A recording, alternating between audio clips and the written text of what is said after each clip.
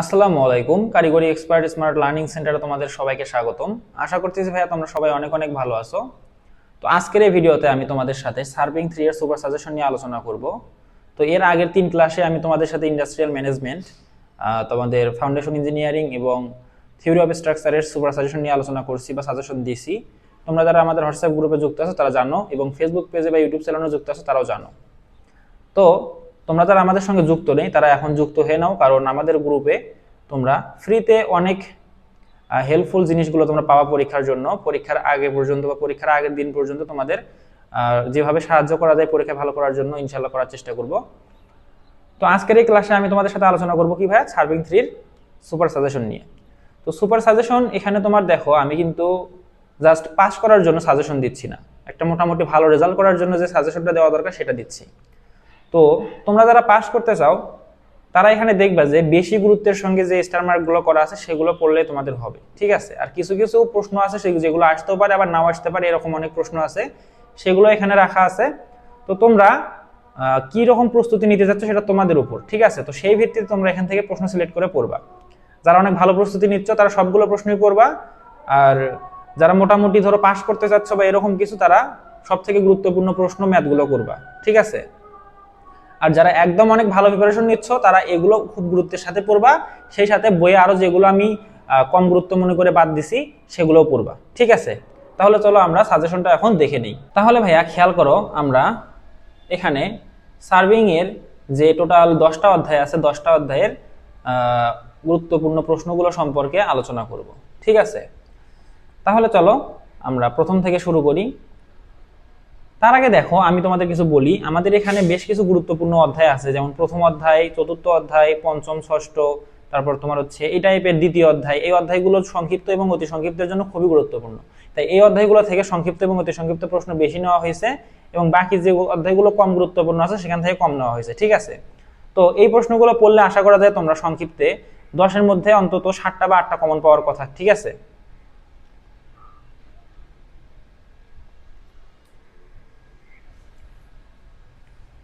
তাহলে ভাই দেখো, এখানে আমাদের সার্ভিং এর যে 10টা অধ্যায় আছে সেই 10টা অধ্যায়ের যে গুরুত্বপূর্ণ প্রশ্নগুলো আছে সেগুলো নিয়ে এই সাজেশনটা তৈরি করা হয়েছে। সেই সাথে আমাদের যে বিশেষ অধ্যায় আছে সেই বিশেষ অধ্যায় থেকে কয়েকটা গুরুত্বপূর্ণ প্রশ্ন নেওয়া হয়েছে, ওখান থেকে বেশি পড়ার দরকার নেই তোমাদের।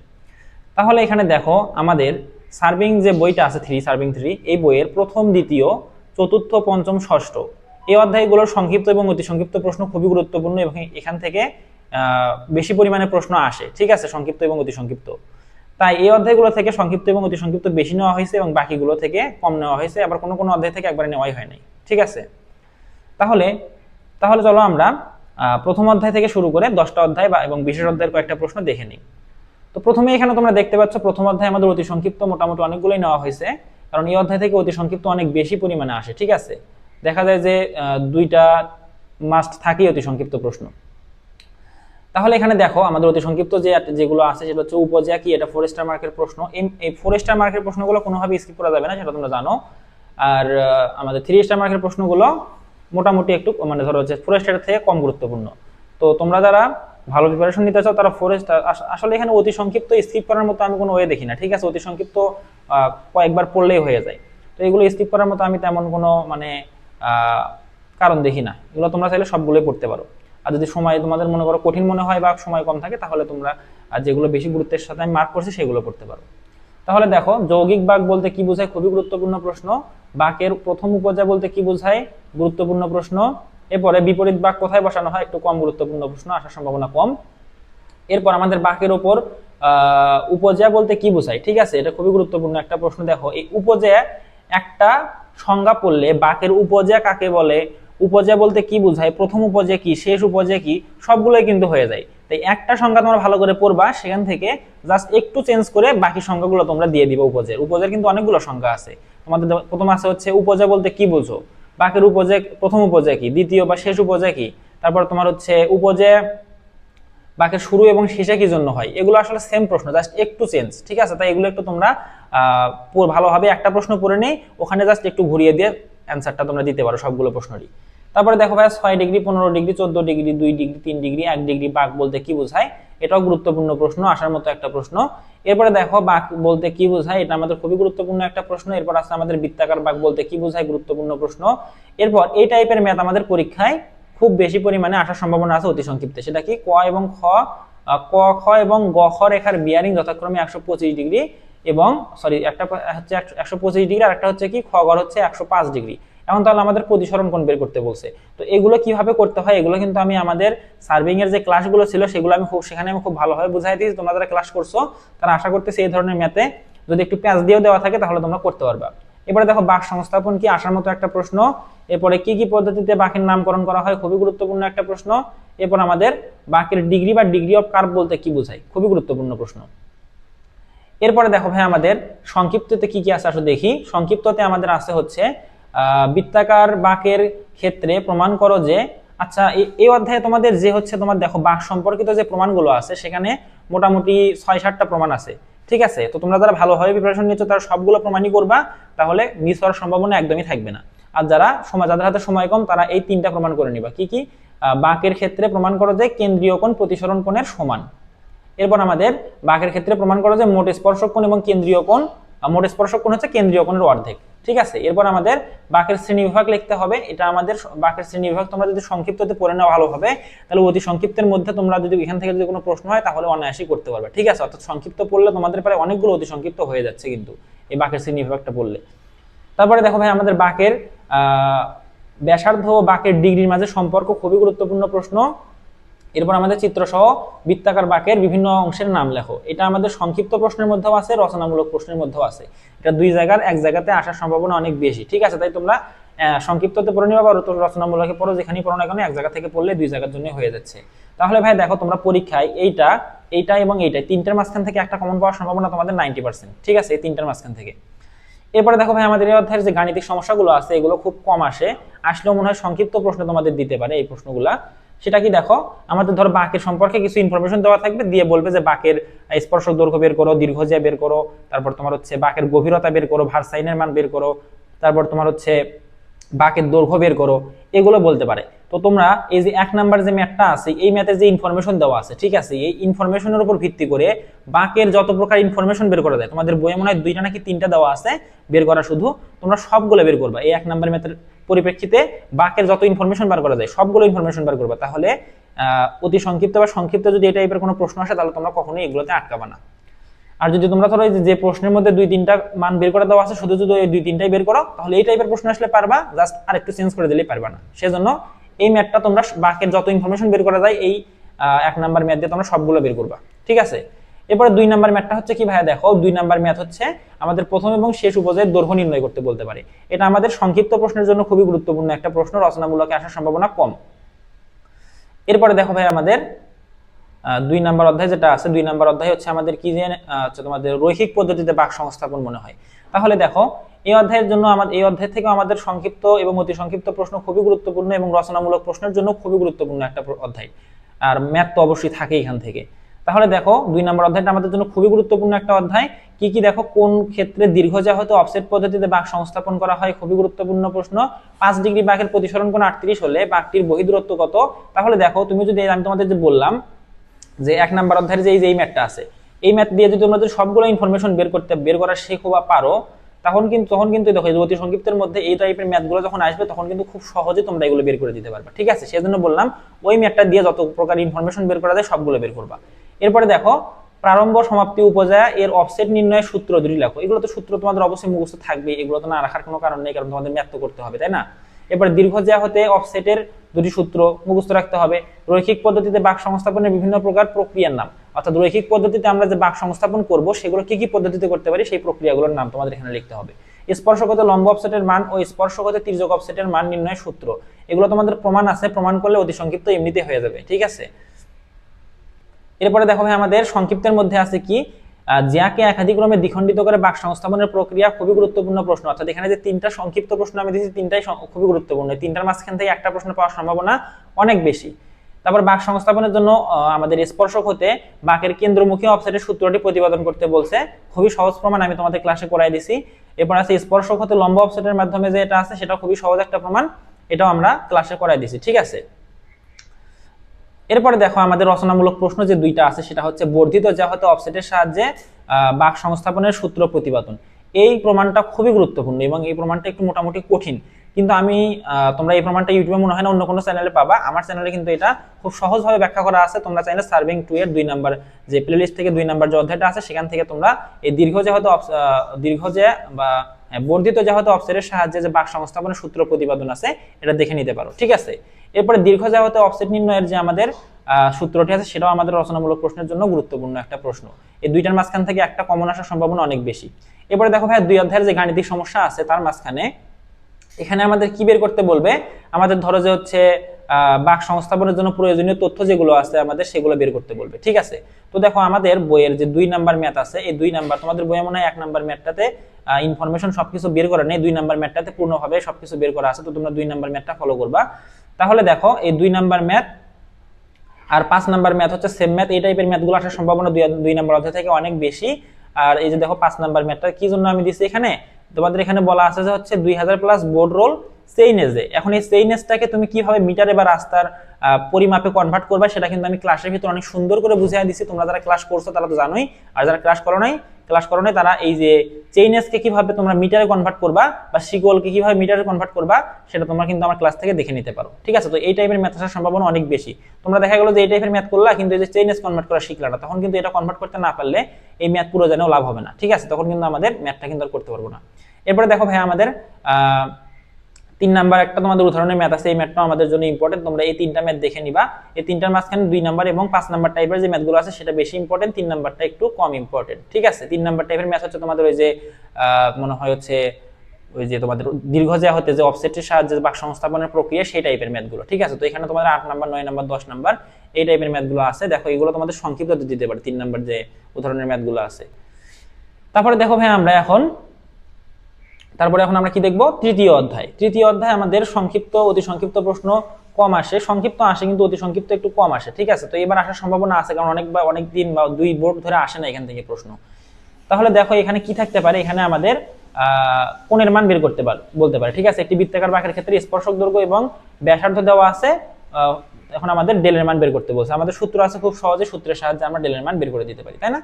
তাহলে এখন দেখো আমাদের বাঁক সংস্থাপনের কৌণিক পদ্ধতিগুলোর নাম লেখো। এই সবগুলোই আমাদের মোটামুটি ইম্পর্টেন্ট। এবার আসার মতো একটা প্রশ্ন, এখান থেকে একটা প্রশ্ন তোমরা কমন পেয়ে যেতে পারো। এবার আমাদের দেখো একটা ম্যাথটা এই টাইপের ম্যাথ তোমাদের অতি সংক্ষিপ্তে দিয়ে দিতে পারে যে তোমাদের স্পর্শক কোণ দেওয়া আছে, এখান থেকে তোমাদের প্রতিসরণ কোণ বের করতে বললো, ঠিক আছে। তো এই টাইপের ম্যাথগুলো কিন্তু তোমাদের পরীক্ষায় চলে আসে অতি সংক্ষিপ্তে। এরপর আমাদের সংক্ষিপ্ত প্রশ্ন কি আছে দেখো ভাই, বাঁক সংস্থাপনে বাঁক বসানোর 1 থিওরোলাইট পদ্ধতি ও 2 থিওরোলাইট পদ্ধতির মধ্যে তুলনামূলক পার্থক্য, খুবই গুরুত্বপূর্ণ প্রশ্ন, আসার সম্ভাবনা অনেক বেশি। 2 থিওরোলাইট পদ্ধতিতে বাঁক সংস্থাপনের সুবিধা, এটাও গুরুত্বপূর্ণ প্রশ্ন। 2 থিওরোলাইট পদ্ধতি কোথায় এবং কেন প্রয়োগ করা হয়, মোটামুটি ইম্পর্টেন্ট একটা প্রশ্ন, ঠিক আছে। তো তোমরা দেখে নিবা এগুলো।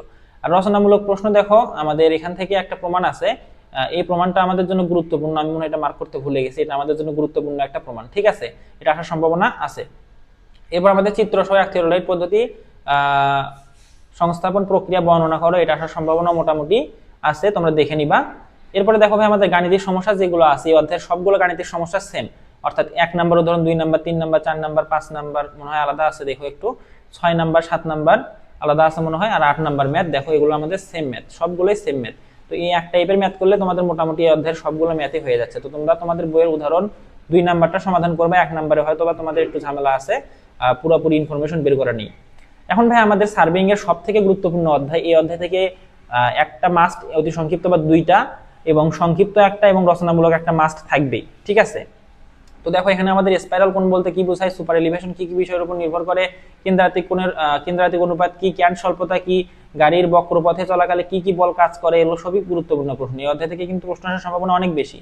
ক্রান্তি বাঁকের দৈর্ঘ্য L = NE বলতে কি বোঝায়, এগুলো আমি ক্লাসে কিন্তু খুব সহজে খুব সুন্দর করে ব্যাখ্যা করছি। তোমরা যারা ক্লাস করছো তাদের মনে হয় না এগুলোর মুখস্থ করার কোনো প্রয়োজন আছে। এবারে দেখো ক্রান্তি বাঁক বলতে কি বোঝায়, ক্রান্তি বাঁকের দৈর্ঘ্য নির্ণয়ের পদ্ধতি কয়টি এবং কি কি, ঠিক আছে। এরপরে ক্রান্তি বাঁকের বাঁক সংস্থাপনের পদ্ধতি কয়টি এবং কি কি, এটাও আমাদের হচ্ছে দেখো গুরুত্বপূর্ণ মোটামুটি। এবার বাকি যেগুলো আছে, শিফট বলতে কি বোঝায়, এটাও গুরুত্বপূর্ণ একটা প্রশ্ন, ঠিক আছে, এবং এটা তোমাদের বুঝতেও হবে, যদি পরীক্ষায় নাও আসে তাও তোমাদের এটা বোঝার জন্য পড়া দরকার। সুপার এলিভেশন বলতে কি বোঝায়, খুবই গুরুত্বপূর্ণ প্রশ্ন। আমাদের ক্রান্তি বাঁক কোথায় বসানো হয়, মোটামুটি গুরুত্বপূর্ণ একটা প্রশ্ন। আর ভাইয়া তোমরা যারা আমাদের হোয়াটসঅ্যাপ গ্রুপে যুক্ত আছো, আমি বলছিলাম যে তোমাদের এই পিডিএফ গুলো হোয়াটসঅ্যাপ গ্রুপে আমি শেয়ার করে দেবো, কিন্তু তোমরা দেখা যায় যে আমি যে এত মানে পরিশ্রম করে তোমাদের সুপার সাজেশন গুলো বানাচ্ছি, তোমরা কিন্তু শেয়ার করতেছো না, বা সেই হিসাবে তোমরা এটার ফল তৈরি করতেছো না, ঠিক আছে। তো সেক্ষেত্রে আমি তোমাদের হোয়াটসঅ্যাপ গ্রুপে পিডিএফ দিতে চাইছিলাম, এটা মনে করো আমি এখন মনে করো হোয়াটসঅ্যাপ গ্রুপে এটা তোমাদের পিডিএফ দেওয়া হবে না। তোমরা যারা ভিডিওটা শেয়ার করবা, শেয়ার করে আমাকে জাস্ট স্ক্রিনশটটা দিবা, আমি তাকে পুরো একদম যতগুলো সাজেশন আছে আমার কাছে সবগুলো সাজেশনের পিডিএফ দিয়ে দিব, ঠিক আছে। তোমাদের ইনস্টিটিউট গ্রুপে শেয়ার করে দিবা, শেয়ার করে জাস্ট একটা স্ক্রিনশট আমাকে হোয়াটসঅ্যাপে সেন্ড করবা, ঠিক আছে। আমি তোমাকে সাথে সাথে সবগুলো পিডিএফ দিয়ে দিব, কারণ তুমি যদি আগ্রহ না দেখাও, আমার এখানে আসলে জোর করে কিছু করার ইচ্ছা নাই, ঠিক আছে। তাহলে ভাই দেখো এখানে আমাদের সংক্ষিপ্ত প্রশ্ন কি আছে। সংক্ষিপ্ত প্রশ্ন আছে হচ্ছে ক্রান্তি বাক্যের প্রয়োজনীয়তা লেখো, খুবই গুরুত্বপূর্ণ প্রশ্ন। এবং ক্রান্তি বাক্য থেকে আমাদের এই টাইপের প্রশ্ন, অর্থাৎ আমাদের দেখো কি নির্ণয় করতে বলছে, আমাদের এখান থেকে শিফটের পরিমাণ বের করতে বলছে, ঠিক আছে। শিফটের পরিমাণ বের করতে বলছে, এটা কিন্তু আমরা যারা রচনামূলক প্রশ্ন সমাধান করব তাদের কাছে পানি ভাত, ঠিক আছে। তাহলে তাদের কাছে এটা কি একদম ইজি একটা প্রশ্ন, কারণ রচনামূলক প্রশ্নের মধ্যে শিফট দৈর্ঘ্য এমনিতেও বার করেই লাগে। তাহলে শিফট দৈর্ঘ্য বের করার ম্যাথগুলো তোমাদের অতি সংক্ষিপ্ত এবং সংক্ষিপ্ততে দিবে, অতি সংক্ষিপ্ততে দিবে না। তাহলে ক্রান্তি বাক্যের উদ্দেশ্য, আমাদের বাক্যের উদ্দেশ্যগুলো কি, অর্থাৎ আমরা কি জন্য ক্রান্তি বাক্য দিব, খুবই গুরুত্বপূর্ণ একটা প্রশ্ন। এছাড়া আরো গুরুত্বপূর্ণ প্রশ্ন হচ্ছে ক্রান্তি বাক্যের বৈশিষ্ট্য, আসার সম্ভাবনা অনেক বেশি, এবং বিভিন্ন প্রকার ক্রান্তি বাক্যের চিত্র অঙ্কন করো, মোটামুটি ইম্পর্টেন্ট, সময় থাকলে দেখে নিবা। রচনামূলক প্রশ্ন দেখো কি আছে, সুপার এলিভেশনের নির্ণয়ের সূত্র, এই অধ্যায় থেকে রচনামূলক প্রশ্ন প্রমাণ আসার সম্ভাবনা কম, কারণ গত বোর্ডগুলোতেও আসে নাই তেমন, অনেক আগে আসছিল। তারপরেও যারা রিস্ক নিতে চাও না তারা দেখে নিবা, ঠিক আছে। এবং এই অধ্যায়ের দেখো আমাদের, সরি এটা রচনামূলক প্রশ্ন না, এই যে এখানে বলতেছি এটার কথা বলতেছি, সুপার এলিভেশনের আমাদের যে নির্ণয়ের সূত্র আছে, একটা হচ্ছে ঘর্ষণ বল বিবেচনা করে, একটা হচ্ছে ঘর্ষণ বল বিবেচনা না করে। তো দুই টাইপের প্রমাণ আমি ক্লাসে তোমাদের করাইছিলাম, যারা করো না তারা ক্লাস থেকে দেখে নিবা। তো আসার সম্ভাবনা মোটামুটি আছে, তোমরা দেখে নিতে পারো। এবং প্রচলিত নোটেশন সহ ক্রান্তি বাক্যের বিভিন্ন উপাদানের নাম লেখো, এটা আসার সম্ভাবনা কম, তারপরেও দেখে নিতে পারো তারা ভালোভাবে প্রিপারেশন নিচ্ছ। এরপরে দেখো আমাদের কি আছে, গাণিতিক সমস্যা আছে। এখানে আমাদের দেখো 2 নাম্বার উদাহরণ, অর্থাৎ এই 2 নাম্বার উদাহরণের মতো ম্যাথ সবগুলোই প্রায় সেম। যেমন 2 নাম্বার উদাহরণের মতো আমাদের কি কি উদাহরণ আছে দেখো, 3, 4, 8, 11 সবগুলো সেম টাইপের ম্যাথ, ঠিক আছে। এখন তোমাদের বইয়ে ভাইয়া 1 নাম্বার উদাহরণে একটা ম্যাথ আছে, ঠিক আছে। 1 নাম্বার উদাহরণের ম্যাথটা তোমাদের ভুল আছে। এই ম্যাথটা করার জন্য তোমাদের কি করতে হবে, তোমাদের বইয়ের 11 নাম্বার ম্যাথটা আগে দেখতে হবে, ঠিক আছে। 11 নাম্বার ম্যাথটা যদি তোমরা দেখো, তাহলে 1 নাম্বার ম্যাথের সলিউশন তোমরা পেয়ে যাবে। মানে 1 নাম্বার ম্যাথে তোমাদের ভুল আছে, বা ভুল নাই বলতে গেলে, মানে ওখানে তোমাদের ম্যাথটা হচ্ছে, ওখানে তোমাদের ওই যে একটা মান হচ্ছে, ওখানে তোমার নেগেটিভ আসবে, ঠিক আছে। তো নেগেটিভ আসলে তো ম্যাথ হবে না, ওখানে নেগেটিভ আসতেছে কি জন্য সেটা তোমাদের ব্যাখ্যা করা আছে 11 নাম্বার ম্যাথে, ঠিক আছে। কিন্তু তোমাদের বইয়ে ম্যাথটা ভুলভাবে করছে, সেই জন্য ওখানে নেগেটিভ আসে নাই। তোমরা ম্যাথটা করার সময় খেয়াল করে দেখবে, ওখানে নেগেটিভ মান আসে। এখন দেখো ভাই আমাদের এই যে নেগেটিভ মান মনে হয় ওই যে তোমাদের হচ্ছে ক্রান্তি বাক্যের কোন নির্ণয়ের ক্ষেত্রে নেগেটিভ কোন আসে, ঠিক আছে। তো এটা কি জন্য আসে তোমরা 11 নাম্বার প্রশ্নটা পড়লে বুঝতে পারবা, অ্যানসারটা পড়লে। এছাড়া দেখো তোমাদের বইয়ের সংক্ষিপ্ত প্রশ্নে আসার মতো প্রশ্নগুলো হচ্ছে 5 নাম্বার, 6 নাম্বার এবং 7 নাম্বার ম্যাথ। তো 5, 6, 7 নাম্বার ম্যাথগুলো তোমরা দেখে নিবা সংক্ষিপ্তের জন্য। এরপর আসো ভাই আমরা কি দেখবো, পঞ্চম অধ্যায়। পঞ্চম অধ্যায় আমাদের জন্য গুরুত্বপূর্ণ, সংক্ষিপ্ত, অতি সংক্ষিপ্ত এবং রচনামূলক তিনটার জন্যই গুরুত্বপূর্ণ। তো এখানে দেখো স্পর্শক সংশোধনী কি, উত্তল বাক কয় প্রকার এবং কি কি, অধিবৃত্তের সাধারণ সমীকরণটি লেখো, উত্তল বাক বলতে কি বোঝায়, উলম্ব বাক বলতে কি বোঝায়, রাস্তার ঢাল পরিবর্তনের হার কি কি বিষয়ের উপর নির্ভর করে, এটা তোমাদের 15 নাম্বার উদাহরণ, ঠিক আছে। এটা আমি একটু আগে দিয়ে দিচ্ছি, 15 নাম্বার উদাহরণ তোমাদের বইয়ের। এরপর আমাদের উত্তল ও অবতল বাক কাকে বলে, ইম্পর্টেন্ট নয়, মোটামুটি আমাদের ইম্পর্টেন্ট আছে। তারপরে আছে হচ্ছে কোন ক্ষেত্রে উলম্ব বাক প্রয়োগ করা হয়, মোটামুটি ইম্পর্টেন্ট। বাকের উলম্ব বাক কোথায় ব্যবহার করা হয়, খুবই গুরুত্বপূর্ণ প্রশ্ন। 2% ঢাল বলতে কি বোঝায়, খুবই গুরুত্বপূর্ণ প্রশ্ন, এবার আসার সম্ভাবনা অনেক বেশি। এরপরে দেখো ভাই আমাদের কি আছে, সংক্ষিপ্ত প্রশ্নে আছে উলম্ব বাক এবং ক্রান্তি বাকের মধ্যে পার্থক্য, খুবই গুরুত্বপূর্ণ। এবং এই টাইপের ম্যাথ আসার সম্ভাবনা অনেক বেশি। দেখো আমাদের এই টাইপের যে ম্যাথগুলো আছে তোমাদের বইয়ে, সংক্ষিপ্ত আসার সম্ভাবনা অনেক বেশি। এখানে আমাদের ঢালের পরিবর্তন দেওয়া আছে এবং আমাদের স্পর্শক বিন্দুর আরএল বের করতে বলছে। তো আরএল কি হয় বের করা লাগে, তোমরা কিন্তু অবশ্যই পারো, এগুলো খুবই সহজ ম্যাথ, একবার দেখলে তোমরা বুঝতে পারবা। এবারে দেখো ভাইয়া, বন্ধুর ভূমিতে এটা মনে হয় প্রস্তাবিত হবে, ঠিক আছে। বন্ধুর ভূমিতে প্রস্তাবিত রাস্তার ঢাল নির্ণয়ের প্রক্রিয়া বর্ণনা করো, আসার সম্ভাবনা অনেক বেশি। এরপর আমাদের কোন কোন ক্ষেত্রে উত্তল এবং অবতল বাক হয় তা চিত্রের মাধ্যমে দেখাও। এই প্রশ্নটা পড়লে তোমাদের একটা রচনামূলক প্রশ্ন হবে, 2টা সংক্ষিপ্ত প্রশ্ন হয়ে যাবে, ঠিক আছে, এই একটা প্রশ্ন পড়লে। তো এটা তোমরা দেখে নিবা। এই অধ্যায়ে গাণিতিক সমস্যাগুলো দেখো আমাদের কি আছে, এই যে এগুলো, এটা আমাদের সংক্ষিপ্তের জন্য গুরুত্বপূর্ণ। এছাড়া আমাদের যে 2 নাম্বার উদাহরণ আছে, এই 2 নাম্বারের সঙ্গে মিল আছে হচ্ছে 3, 4, 5, 6, 7, এই উদাহরণগুলো আমাদের রচনামূলক প্রশ্ন আসার জন্য খুবই গুরুত্বপূর্ণ। আর তোমাদের বইয়ে যে 13 নাম্বার ম্যাথ আছে এটাও সেম টাইপের ম্যাথ, এটাও আসার সম্ভাবনা অনেক বেশি, বা এই টাইপের ম্যাথ আসার সম্ভাবনা অনেক বেশি। আর 8 নাম্বার উদাহরণের যে ম্যাথটা আছে এটা তোমাদের একটা টেবিল টাইপের ম্যাথ, ঠিক আছে? টেবিলটা সলভ করা কিন্তু মোটামুটি তোমাদের কাছে অনেকেই দেখলাম ঝামেলা মনে করতেছো, তো এই টাইপের ম্যাথগুলো আসার সম্ভাবনা আছে, তো তোমরা দেখে নিবা।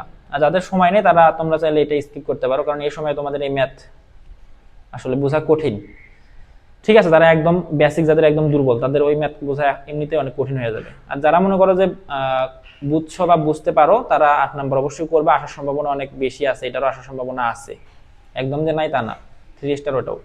তারপরে দেখো অতি সংক্ষিপ্ত প্রশ্ন কি আছে আমাদের 6 নাম্বার অধ্যায়টাতে, অতি সংক্ষিপ্ত প্রশ্নের জন্য গুরুত্বপূর্ণ, কিন্তু 6 নাম্বার অধ্যায়ে আমাদের কোনো ম্যাথ নেই, শুধু আমাদের অতি সংক্ষিপ্ত এবং রচনামূলক প্রশ্ন এসে থাকে এখান থেকে, ঠিক আছে? তাহলে এখানে দেখো আমাদের প্রথম প্রশ্ন হচ্ছে দাগমারিকরণ বা দাগমারি বলতে কি বোঝায়, ঠিক আছে? তারপরে কি কি পদ্ধতিতে বাস্তু সংস্থাপন করা হয়, এবারে ইমারতের কেন্দ্রীয় রেখা চিহ্নিতকরণের পদ্ধতিগুলো কি কি, এটাও গুরুত্বপূর্ণ। গৃহ সংস্থাপনের উদ্দেশ্যগুলো লেখো, গৃহ সম্পাদন কি, তারপর আমাদের বস্তু সংস্থাপনের সমকোণ মাপার জন্য কি পদ্ধতিটা তো তোমরা সবাই জানো, কারণ আমরা প্র্যাকটিক্যাল এটা করছি 3, 4, 5 পদ্ধতিতে। এরপর আমাদের প্লান্ট সংস্থাপনের বলতে কি বোঝায়, আসার সম্ভাবনা কম, মোটামুটি সম্ভাবনা আছে। সংক্ষিপ্ত প্রশ্ন আমাদের দেখো, এখানে আমাদের 3টাই মোটামুটি খুবই গুরুত্বপূর্ণ প্রশ্ন, এখান থেকে একটা সংক্ষিপ্ত প্রশ্ন তোমরা কমন পাবা 3টার মাঝখান থেকে, ঠিক আছে? তো 3টা সংক্ষিপ্ত প্রশ্ন তোমরা দেখে নিবা কি কি আছে। বাস্তু সংস্থাপনে কি কি যন্ত্রপাতি বা মালামাল ব্যবহার করা হয়, খুবই সহজ একটা প্রশ্ন, একবার দেখলে হয়ে যাবে। লেভেল যন্ত্রের সাহায্যে কিভাবে ইমারতের আরএল নির্ণয় করা হয়, মোটামুটি একটু তোমাদের বইয়ে কঠিন করে দেওয়া আছে, তোমরা চাইলে এটা একটু সহজ করে নিজের মতো করে নিতে পারো, ঠিক আছে? পানি ও প্লাস্টিক, স্বচ্ছ প্লাস্টিক পাইপ পদ্ধতিতে দালানের প্লিন্থ লেভেলের চিহ্নিতকরণ পদ্ধতি, এটা আমাদের গুরুত্বপূর্ণ প্রশ্ন। এই 3টার মাঝখান থেকে একটা থাকবেই। এখন তোমাদের এই যে লাস্টের 2টা প্রশ্ন বইয়ে একটু অনেক বেশি বিস্তারিত ব্যাখ্যা করা আছে, অত বড় প্রশ্ন তো সংক্ষিপ্ত লেখা সম্ভব না, তোমরা এটা একটু সংক্ষিপ্ত করে নিবা। আর আমি ষষ্ঠ সেমিস্টারে যে কোর্সটা তোমাদের মানে নিব, সেখানে ইনশাল্লাহ আমি তোমাদের শুরু থেকে একদম গোছানোভাবে তোমাদের নোট থেকে শুরু করে অধ্যায়ের সবগুলো গুরুত্বপূর্ণ প্রশ্নের অ্যান্সার যতটা সহজ করে দেওয়া যায় সেভাবে সহজ করে দিয়ে দেবো, ঠিক আছে? যাতে তোমাদের মুখস্থ করতে খুব মানে ইজি লাগে। আর এছাড়াও আরো যত প্রকার হেল্প আছে আমি সব ধরনের হেল্প করবো ষষ্ঠ সেমিস্টারে ইনশাল্লাহ, তোমরা আশা করতেছি আমাদের সঙ্গেই থাকবা, ঠিক আছে? এরপরে দেখো ভাই আমাদের সপ্তম অধ্যায়ে কি আছে। সপ্তম অধ্যায় আছে আমাদের সাউন্ডিং লঘুকরণ বলতে কি বোঝায়। সপ্তম অধ্যায়টা আমাদের জন্য খুবই গুরুত্বপূর্ণ, এখান থেকে সংক্ষিপ্ত, অতি সংক্ষিপ্ত এবং রচনামূলক প্রশ্ন থাকে। এরপরে দেখো আমাদের ইকো সাউন্ডার কি, এরপর হচ্ছে আমাদের টাইট গেজ কত প্রকার এবং কি কি সাউন্ডিং পার্টির সদস্য কে সাউন্ডিং পার্টির সদস্য হয়ে থাকেন। 3 বিন্দু সমস্যা বলতে কি বোঝায়, সাউন্ডিং কি, এবং আমাদের সাউন্ডিং লঘুকরণের প্রয়োজন কেন, ঠিক আছে? এগুলো খুবই সহজ প্রশ্ন, একবার দেখলে তোমরা বুঝতে পারবা। এবার সংক্ষিপ্তের মধ্যে আছে দেখো কি সাউন্ডিং বিন্দুর অবস্থান নির্ণয়ের পদ্ধতিগুলো। এই অধ্যায় থেকে সংক্ষিপ্ত প্রশ্ন একটু কম আসে, তারপরে তোমরা 3 স্টার মার্ক করা প্রশ্নগুলো দেখে নিবা, ঠিক আছে? এখানে দেখো তোমরা দেখে নাও, আমি বলতেছি না এগুলো, তোমরা একটু দেখে নাও। এরপরে দেখো এই অধ্যায় গাণিতিক সমস্যা তোমাদের 2 টাইপের আছে, এই 2 টাইপের গাণিতিক সমস্যা করলে একটা টাইপের তোমরা কমন পাবে মাস্ট, ঠিক আছে? মাস্ট একটা কমন পাবা। তাহলে উদাহরণ 1 নাম্বার এবং এর সঙ্গে 1, 2, 3, 5, 7, 8, 9 এগুলো হচ্ছে এক টাইপের ম্যাথ সেম টাইপেরই, জাস্ট তোমার সাউন্ডিং একবার হচ্ছে অফসেটের শুরুতে নেওয়া হয় আর একবার মাঝখানে নেওয়া হয়, ঠিক আছে? এটা হচ্ছে পার্থক্য। তো এই পার্থক্যটা জাস্ট তোমরা 2টা ম্যাথ করলে বুঝতে পারবা কোন জায়গায় তোমাদের 2 ম্যাথের মধ্যে পার্থক্য, তাহলে ভালোভাবে বুঝতে পারবা। তাহলে দেখো এছাড়াও আমাদের 1 নাম্বার উদাহরণের সঙ্গে এগুলো মিলে, আর 2 নাম্বার টাইপের যে ম্যাথ আছে সেটা হচ্ছে আমাদের 4 নাম্বার ম্যাথ, এটার সঙ্গে মিলে হচ্ছে 4, 6, 12, এটাও আসার মতো গুরুত্বপূর্ণ ম্যাথ, ঠিক আছে? 2টার মাঝখান থেকে একটা ম্যাথ তোমরা কমন পাবা মাস্ট। এরপরে দেখো ভাই আমাদের 8 নাম্বার যে অধ্যায় আছে, 8 নাম্বার অধ্যায় হচ্ছে টোটাল স্টেশনের মৌলিক রেখাগুলো কি কি।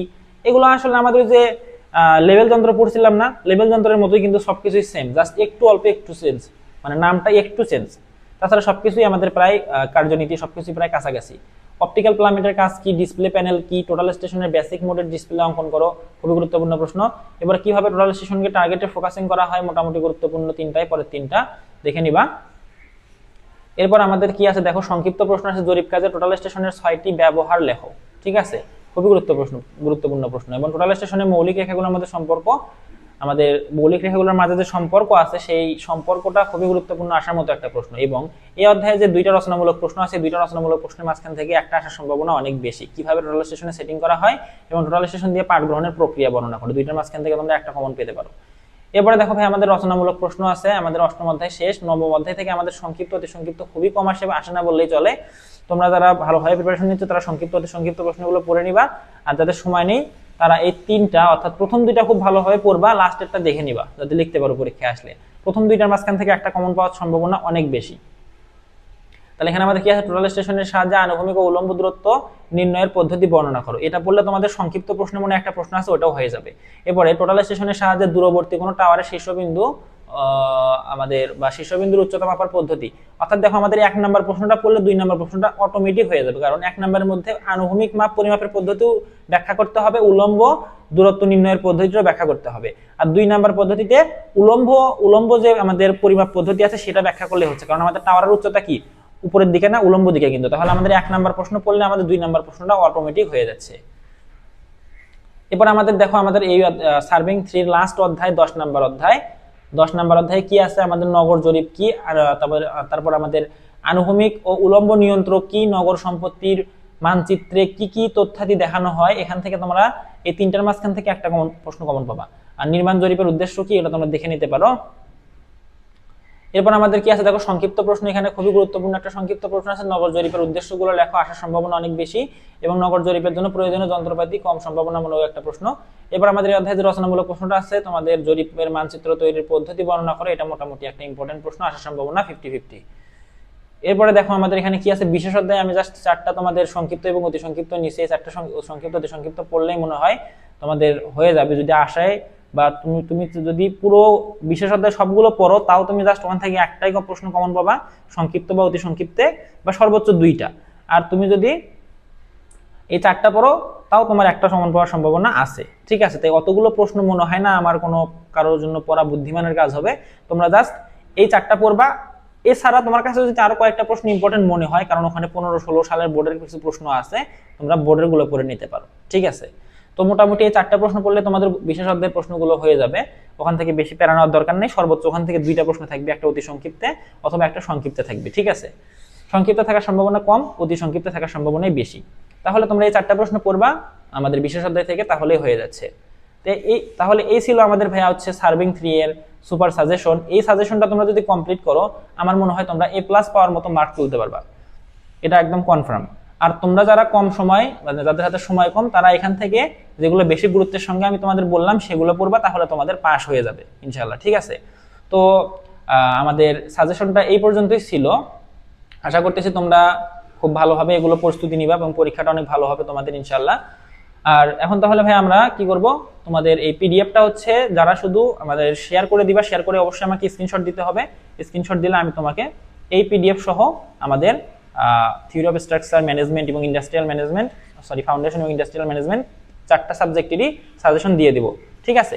তো অবশ্যই তোমাদের ভিডিওটা শেয়ার করতে হবে, ভিডিওতে লাইক করতে হবে এবং চ্যানেলে নতুন হলে চ্যানেলটা সাবস্ক্রাইব করতে হবে, পেজে ফলো করতে হবে।